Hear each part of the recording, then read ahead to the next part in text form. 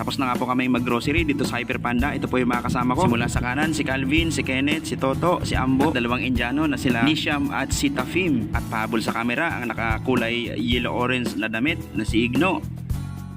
8:30 na ng gabi at nandito na nga po kami sa labas ng Dana Mall habang nag-aantay po kami ng aming company service na susundo sa amin. Eto, samahan nyo muna akong tumingin-tingin sa kapaligiran natin. Yan nga po, at tahimik at organized naman ang parking. At ito nga po ang harapan nito, mga commercial and residential housing na medyo maganda na rin naman ang mga lightings. Bago nga lang po ako dito sa Yanbo at medyo naninibago pa sa paligid, panibagong pakikisama sa panibagong environment. Ganito talaga ang buhay OFW, men.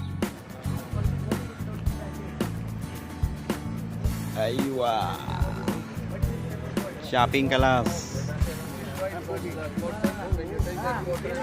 I thought yes.